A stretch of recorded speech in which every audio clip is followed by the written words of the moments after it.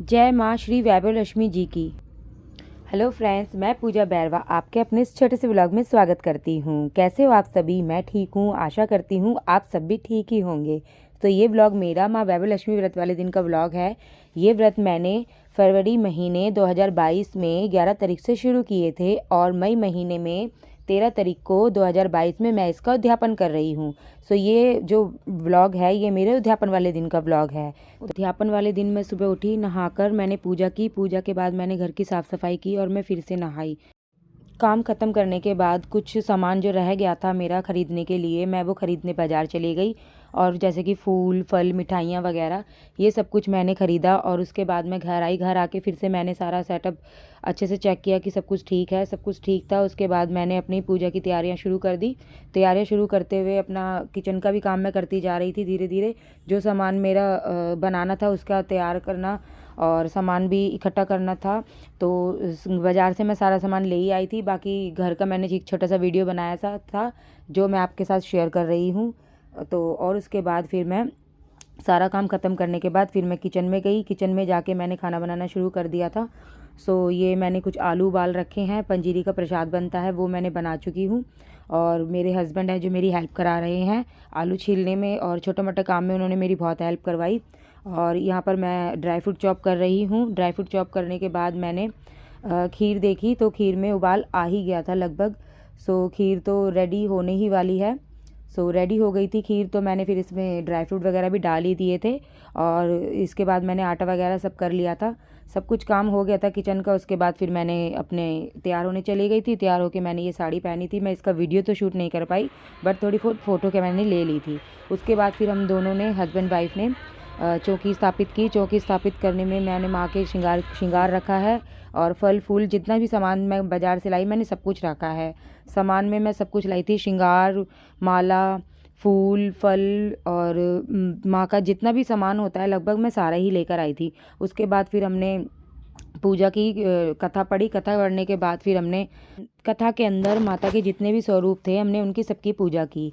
और कथा के अनुसार जितने व्रत आप करते हो उतने व्रतों के लिए ये माँ की जो पुस्तकें होती हैं वो भेंट में दी जाती हैं। उनके साथ जो आपकी श्रद्धा हो वो आप भेंट में दे सकते हैं। इसकी कथा की मान्यता है कि आप अपनी सुहागन औरतों को खाने पे बुला सकते हैं, कन्याओं को बुला सकते हैं या जैसी आपकी श्रद्धा हो आप वैसे आप इस व्रत को कर सकते हैं। मैंने अपनी श्रद्धा अनुसार 11 व्रत किए थे तो 11 सुहागनों को मैंने बुलाया था।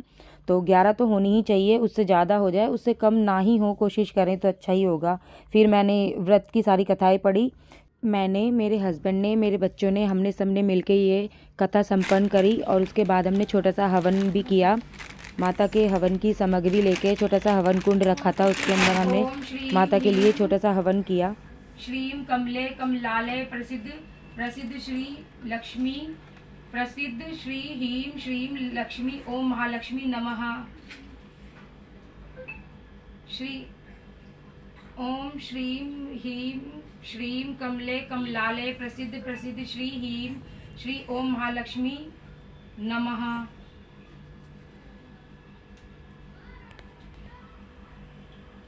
हवन लगभग संपूर्ण होने वाला ही था। हवन के संपूर्ण होते ही मैंने जिनको आमंत्रित किया हुआ था उनको बुलाया और सभी को बुलाकर खाना खिलाया। खाना खिलाने का वीडियो मैं शूट नहीं कर सकी क्योंकि उस समय मैं किचन में पूरियाँ बना रही थी। मैंने खाने में खीर, पूरी, आलू की सब्जी, पंजीरी का प्रसाद, फल, मिठाइयाँ, नारियल का प्रसाद और जितना भी प्रसाद मैंने बनाया था सभी को श्रद्धा से बड़े प्यार से खिलाया। प्रसाद बहुत ही स्वाद बना था, सभी कह रहे थे।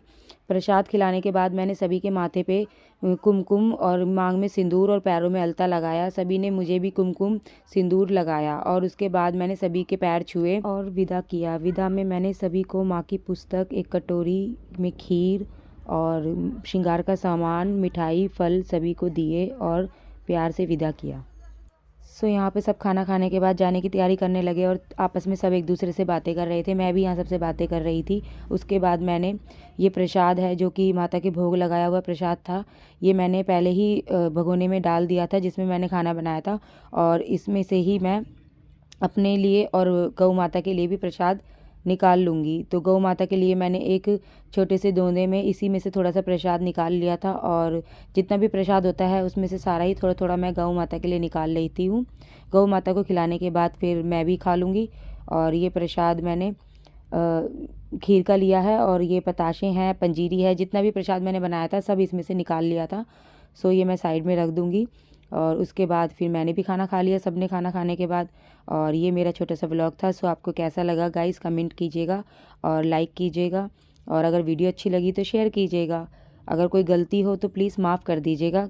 सारा काम कंप्लीट होने के बाद हमने कुछ पिक्चर्स ली, खाना वगैरह सब हो चुका है। और मुझे इस दिन बहुत ही खुशी हो रही थी क्योंकि मेरे व्रत अच्छे से संपूर्ण हो गए थे और मैंने उद्यापन भी अच्छे से कर दिया था। मन में बहुत ही खुशी थी। माँ वैभव लक्ष्मी ने जैसे मुझे इस व्रत का अवसर और सौभाग्य दिया है वैसे सभी पर बनाए रखे और सभी को इस व्रत का सौभाग्य मिले। सो जय माँ वैभव लक्ष्मी। बाय गाइज, ये मेरा छोटा सा ब्लॉग है, प्लीज़ लाइक और शेयर कीजिएगा।